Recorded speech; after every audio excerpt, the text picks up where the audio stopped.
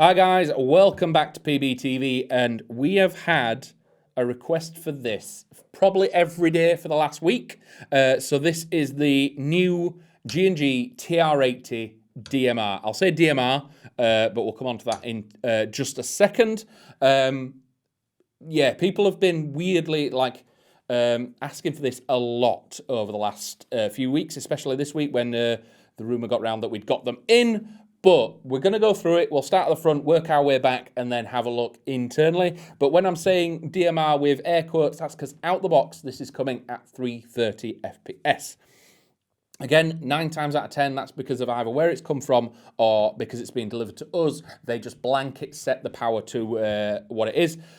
But this thing, it's impressive enough out the box at that power. I'm looking forward to seeing it once it is at the correct power. So once we've got some time and some rounds down range and the workshop has a moment, I might ask them just to tweak the power on it just so that we can see what 400 or 450, depending what your field is, what this thing is like. So starting at the front and working our way back, obviously we can see we have the massive outer barrel, and on the front of that, we do have this muzzle brake flash hider device at the front. Again, 14mm counterclockwise thread, and just spinning it around there. I don't think this one has a grub screw on it, so it will just come straight off. And again, 40mm counterclockwise, so you can put any device that you want on the front of there, make this thing really quiet.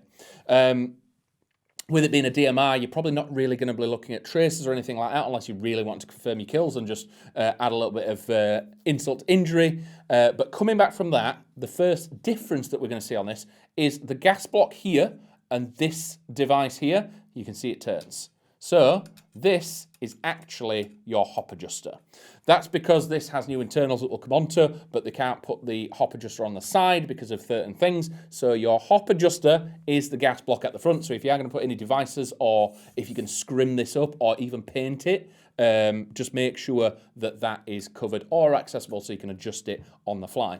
As for the rail, we do have M-lock on the left, right, and the bottom for any accessories that you need. It's an aluminium rail, so it does keep a bit of the weight off. I mean, this thing is probably about 3.4, if not a little bit more kilos. And again, a lot of that weight is back here where all this metalwork is. The front is extremely light. So if you do have a bipod on this, it does have one at the back to counterbalance it out, because a lot of that weight is going to come back and sit back here. So whether or not it's needed on the front, but you have that real estate and space for all your accessories.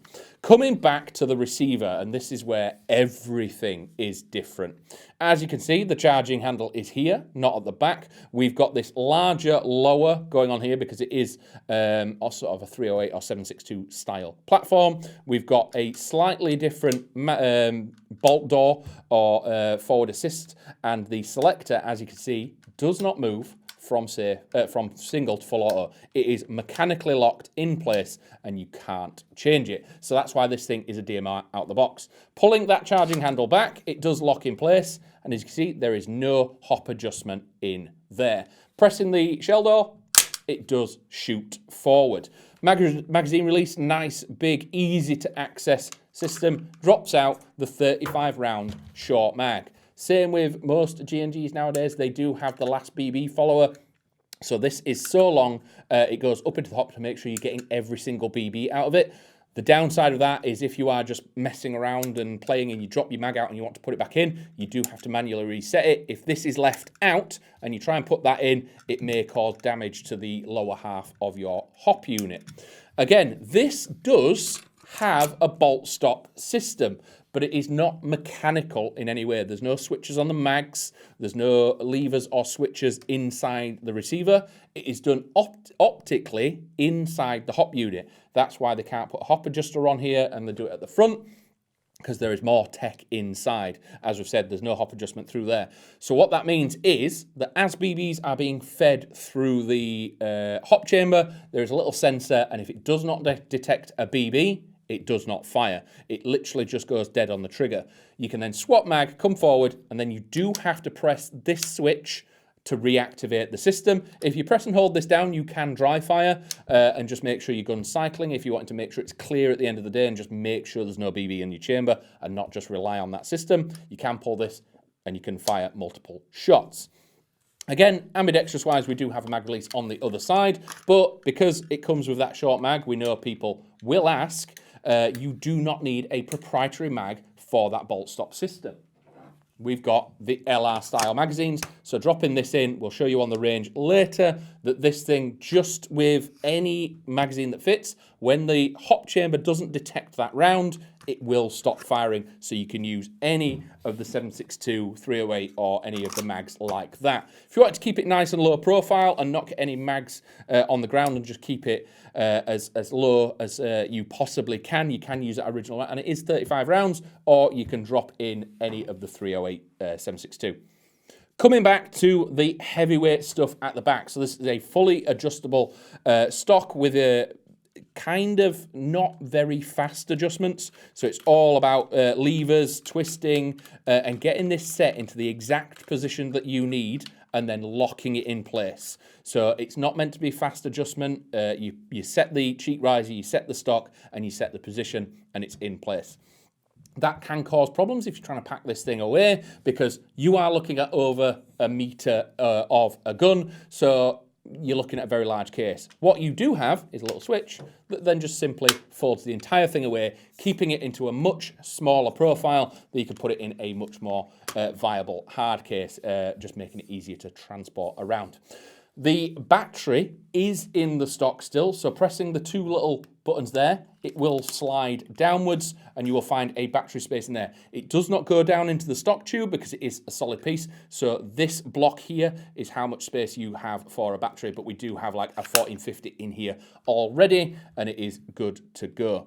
Again, what we have then with the folding stock, there are contacts in here, so for whatever reason, if your platform does get wet or damp or moist for any reason, make sure that it is fully dried at the back because you don't want any corrosion happening on them connectors. It's not common, or we don't really hear about it, it's just something we like to warn people of. So yeah, been quite impressed with this thing, just putting it through chrono, and again with 330 FPS, it doesn't sound like much. We do have a tight bore barrel in here, and it is a monster in length. It's about 380 to 400, I can't remember off the top of my head. I think it's about 380 mil, but we do have a 6.03. With it being as G&G, it's probably a little bit longer than that, but it is a tight bore. So this thing, we are potentially hoping it's going to reach out and do a lot of work as a DMR platform, but it will need that slight spring change if you wanted to run it like that, because it does not have a full auto system. So we are going to take this out onto the range. We're going to probably throw some 2.8s in it. We don't want to throw heavies in it when it's not doing the power that it should be doing for a DMR, but I'm excited to see and curious how this hop holds up. Again, I'm a big advocate for like the rotary style ones, so as long as this is putting some consistent pressure on that hop, it should be fine. So if you want to join me outside, I'm going to take this on the range and see what it can do.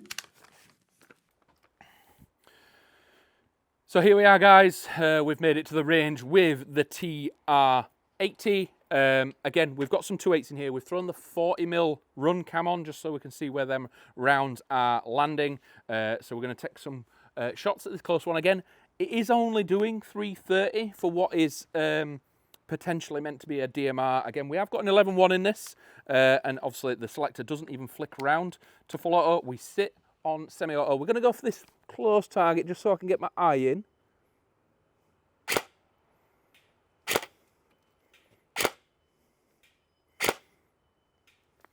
Nice. So if we go for the far one,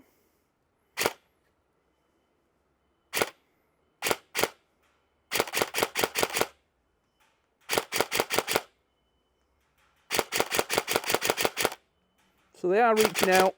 We've got a little bit of a left wing at some point, maybe the wind. As you can see, we do have bolt stop, and again, we've talked about that digital bolt lock in there being a sensor. But again, with it only having that small mag, people will be wondering, we do have the PTS LR mag with a few rounds in it. Going for that far one again, having to press the switch. And again, it is a digital system in there. There's no switches or anything on that magazine. It is literally the hop not detecting a BB in the chamber, so it does cut off, and obviously having to press the latch to carry on firing. Extremely satisfying to shoot, I will say that. I'd love to get the workshop to just up the power on it and see what this is like at that DMR power. Depending on your field, could be 400, 450, depending on the weight BB, all that good stuff. Maybe a bigger scope as well. I think the size and the platform probably needs something a bit chunkier and a bit a bit of a wider aperture to get that light in, and maybe a suppressor to really quieten this thing down. But overall, very impressed with the G&G. It's snappy, it's responsive. Very much liking the response on the trigger, and it being a true out-the-box DMR is impressive. As always, let us know down below, how would you trick yours up? Would you want to run it magnifier and dot sight? Would you run a massive scope? What kind of magnification would you use? Would you run a tracer on it, bipods, and do you like it with them LR mags in it? Let us know down below. As always, like, comment, subscribe, help us out with the algorithm, and I'll see you in the next one.